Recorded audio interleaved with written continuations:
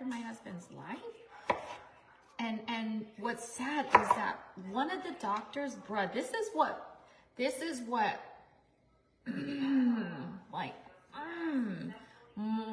more than anything is that there's a doctor that was in that room that up until I got a house and wanted to bring him home, she was supportive and would listen to me. And I would be real and raw with her. I told her about everything, about the social media drama, about my husband, about, you know, his seizures. Like, I went into detail and I told her, but this is, I don't do that with just anybody.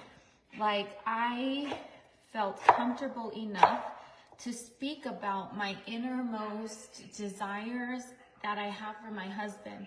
And I don't like talking about what I foresee that's gonna be for my husband, because if they cannot value it, if they cannot appreciate it, if they cannot respect it, if they don't need to know what my plans for him are in the future. No, because I feel like what I'm doing is just too great and too grand for someone to hear about it and just like throw it off. No. Then they are not deserving of that type of information. But it felt like she was deserving. You know, she definitely made good friends with me, at least so it seemed, until one day I was on speakerphone with the two of the ladies that were in the room, and I was just in shock how she just changed up, because she wanted to let me know that I was on speakerphone. But I'm like, oh yeah, that's cool, because the two people that were in the room, like those two people are going to also be in charge of on discharge. So I have been communicating with both, but then they decided to call me together on speakerphone. And when that happened, that was like a intervention. And that was to, what I feel was to trigger me, because it felt like it was, what's the word? It was planned, it was timed, it was intentional.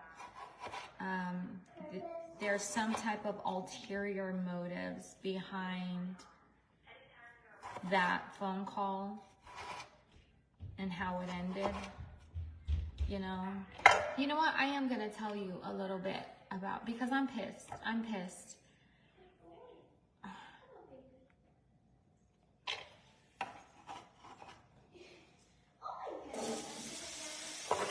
No, I'm not.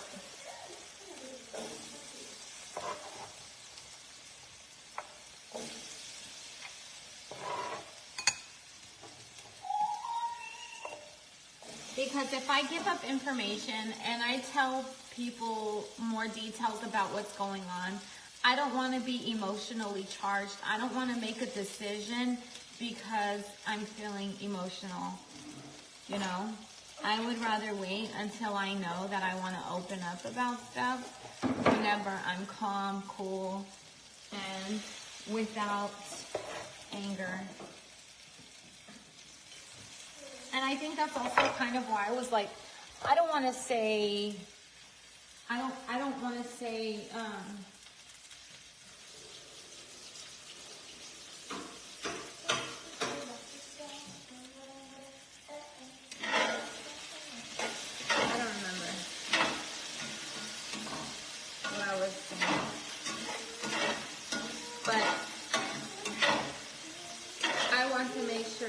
it's not going to make me feel regret or wishing I didn't say anything or anything.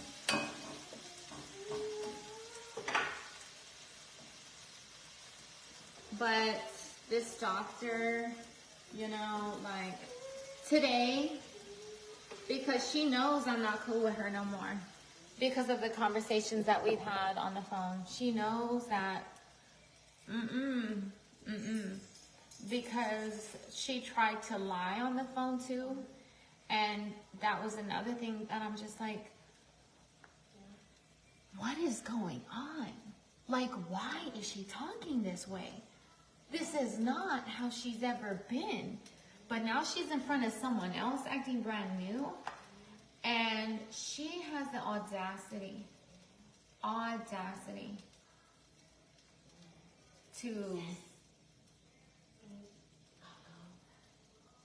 ask me certain things that she should know better than that, because she has seen this side of me. The protective, the you ain't gonna make sure you stay in line and do not hurt my man. Like, she can feel that. She has seen that. She has met this side of me that I try to keep really calm, because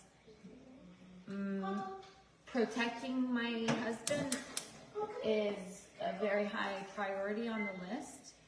So for her to know my real raw emotions and still decide to speak to me in certain ways, condescending and so unprofessional, I feel like there is a line you don't cross, and you allow another person to decide what they are going to do for their health care.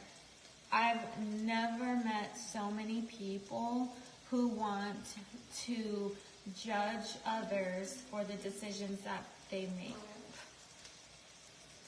It's like, why would that bother you? You know, even people in the medical world, bruh, you ain't wiping my husband's butt. That's what you're not doing, okay? You're not over here suctioning him.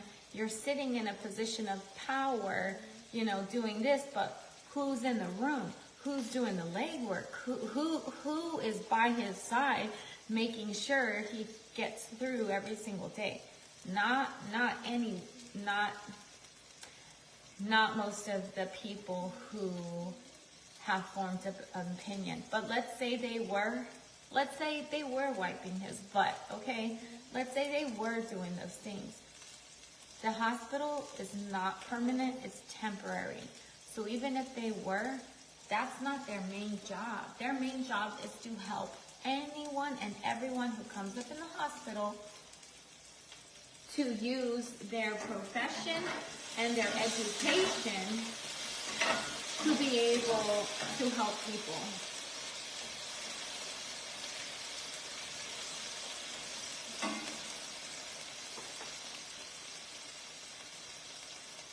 But I am going to switch my focus back to, bro, I got a generator, you know? Like, you know, it feels good that people wanted to ruin me so bad. And yet, look at what I was able to accomplish. While they thought that I was getting buried alive, while they thought I was, you know, hiding and running for my life and trying to run from other people, no. I was focusing on my family, taking care of them, and I still was able to afford everything that I needed. Like, it's just, we are not in the same categories. You know, me and the other people, we're not even in the same, we're not on the same road. We're not in the same, these are very different books. These are different sections of the library. In fact, that book is outside, and it's okay if someone were to come get that book and steal it, because, you know, like, this is different categories, you know?